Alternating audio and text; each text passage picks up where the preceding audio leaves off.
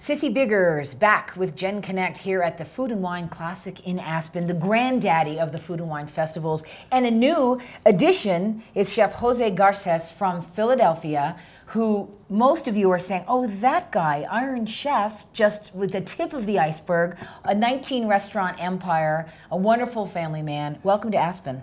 Thank you. Lovely to be here. And I feel like being here is kind of one of those things that you want to cross off your list in terms of being a chef and saying, hey, you know what, I made it. And so being invited to Aspen, being here has been such a delight.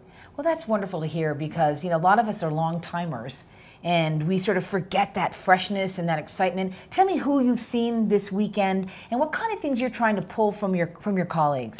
Well, I mean, thus far, there's obviously great chef talent. So I've seen anyone from Marcus Samuelson to Michael White to Andrew Zimmern to Ken Oringer from Toro and Jamie Bissonette. And so it's great to be surrounded with colleagues, peers, and guys that are really doing it in our industry. So I think it's a great opportunity to really get to know what their struggles are these days. What's happening in your world that's keeping you up at night, and I'm likewise sharing what's happening in our world, and I think that it's a great place to do that. Well, share with me your approach to balancing this horizon. You've got, in addition, you've got a family, you've got the restaurants, you've got a farm.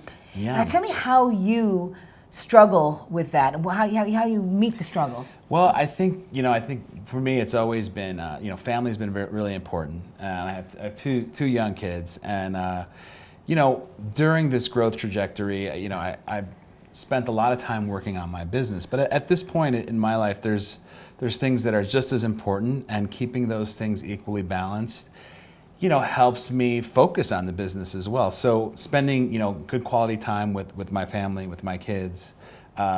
We have this farm in Bucks County, and that's a great way also to really disconnect, be in touch with, our environment, learn how food grows, and, expose my kids to that and kind of bring it back around. Then, at certain points, I bring my chef staff up to the farm.